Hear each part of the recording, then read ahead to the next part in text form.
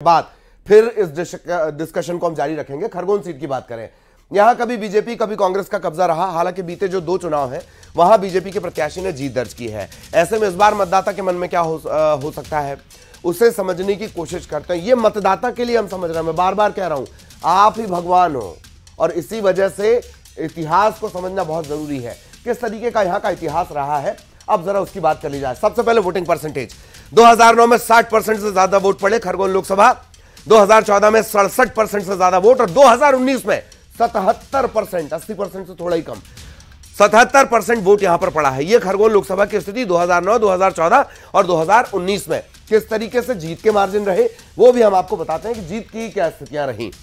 2009 34,000 की लीड के साथ कांग्रेस, 2014 2.5 लाख की लीड के साथ बीजेपी, और यह लीड थोड़ी कम होती है 2019 में 2 लाख के करीब यह लीड चली जाती है। लेकिन दोनों बार जो सीट है 2014 2019 में यह बीजेपी के खाते में रही है। यह स्थितियां हैं खरगोन लोकसभा की। अब जीत का मार्जिन और जीत के मार्जिन के साथ साथ वोट का परसेंटेज वो एक स्क्रीन पे देखिए। 2009 60% वोट 34,000, 2014 67% वोट 2.5 लाख के करीब जीत का मार्जिन, 2019 77% और जो जीत का मार्जिन है वो 2 लाख से ज्यादा चला जाता है। हालांकि जब भी वोटिंग बढ़ी है, वोटिंग परसेंटेज बढ़े हैं, उसका बीजेपी को फायदा रहा है। ये एक स्क्रीन पर आपने देख लिया वोट परसेंटेज क्या है, जीत का मार्जिन क्या है। अब किस पार्टी को कितना वोट जाता है वो अब आप फटाफट समझ लीजिए। 2014 में 56% वोट बीजेपी के खाते में, 34% वोट कांग्रेस के खाते में, अंतर रहता है 22%। लेकिन 2019 में 54% वोट बीजेपी के खाते में, 40% वोट कांग्रेस के खाते में और अंतर रहता है 14%। जैसा कि हमने आपको बताया कि जो ट्रेडिशनल वोटर है उसे शिफ्ट करवाना यहां से वहां, वो एक बड़ी चुनौती राजनेताओं के लिए रहती है और उसमें कहीं ना कहीं बीजेपी अपर एज में अभी फिलहाल चल रही है। यह आपने देख लिया खरगोन लोकसभा की स्थितियां क्या है। आमने सामने कौन है वो भी हम आपको बताएंगे, किस तरीके का मुकाबला। लीजिए, बीजेपी की तरफ से गजेंद्र पटेल पर भरोसा, कांग्रेस की तरफ से पोरलाल खरते यहां पर मैदान में उतारे गए हैं। और जैसा कि अभी हमारे मेहमान कह भी रहे थे, कैंडिडेट को खुद से मेहनत करनी है। कैंपेनिंग पूरी कैंडिडेट खरगोन लोकसभा में भी कमोबेश लगभग वही, बहुत बड़े स्टार प्रचारकों की मौजूदगी कांग्रेस की तरफ से नहीं रही, लेकिन बीजेपी ने पूरा जोर लगाया है। बीजेपी की जो पूरी पार्टी है वो अपने तरीके से यहां पर चुनाव लड़ रही है। यहां पर भी मामला यही है कि बीजेपी हैट्रिक बनाने के इरादे में है। मुद्दे किस तरह के रहे खरगोन के वो भी हम आपको बता देते हैं। खरगोन के हिसाब से देख लिया जाए, हालांकि ये धार के मुद्दे हम आपको बता रहे हैं, उच्च शिक्षा, पर्यटन, बेरोजगारी। खरगोन बेरोजगारी एक जो मसला है वो हर जगह का कॉमन है, यही एक वजह है। और खरगोन के मुद्दों में भी यही बेरोजगारी की एक मसला रहा है, पलायन का एक मसला रहा है, एक बेल्ट जो खरगोन का है वो दूसरे राज्यों से जुड़ता है वो भी एक बड़ा मसला रहा है। तो मेहमान लगातार हमारे साथ बने हुए हैं, उनके पास हम आपको लिए चलेंगे और उनसे इस सीट को लेकर क्या उनका प्रेडिक्शन है वो जान लेते हैं। छोटू शास्त्री साहब, हमने हिस्ट्री बताई, वोट परसेंटेज बताए, इन सब के बीच खरगोन पर आपका प्रेडिक्शन सर।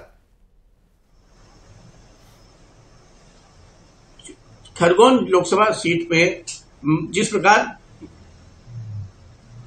जी हम सुन रहे हैं आपको, प्लीज। खरगोन लोकसभा सीट पर मतदान अगर बढ़ता है तो उसका फायदा निश्चित तौर पर भाजपा को मिलेगा, मेरा यह पर्सनल मानना है। हाँ, लेकिन इस बार तो लोकसभा परसेंटेज कम है ज्यादातर जगहों पे। जी प्लीज कंटिन्यू।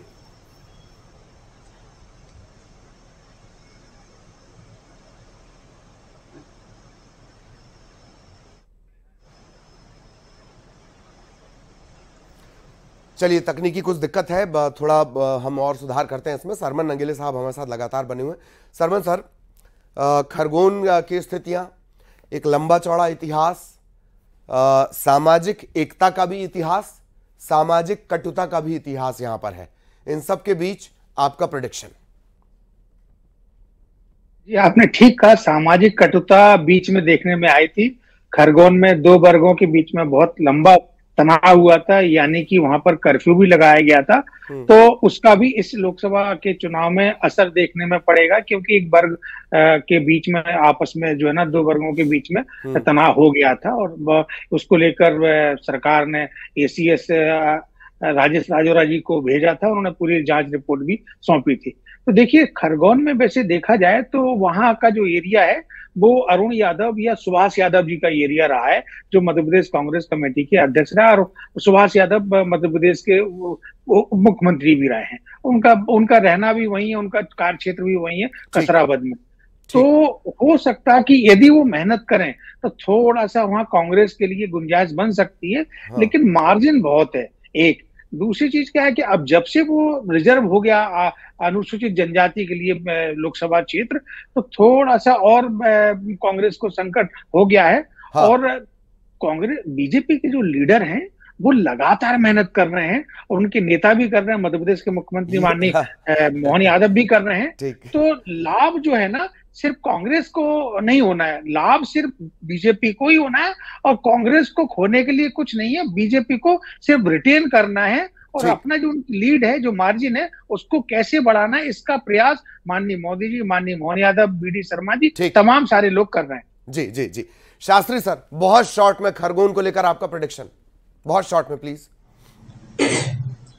जी हाँ ललित जी, खरगोन के मामले में मेरा ये अनुमान है कि वहां पर जो है भारतीय जनता पार्टी ने वो जबरदस्त काम किया है, और मुझे लगता है कि वहां भी मोदी फैक्टर और दूसरी चीजें काम करेगी। जो मौजूदा सरकार है, केंद्र सरकार, उसका आकर्षण बरकरार है।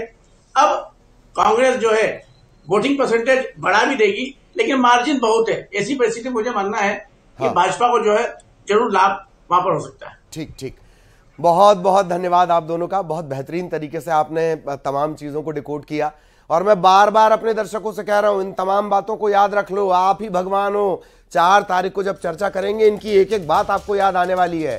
साफ इशारों में सारी चीजें बता भी दी।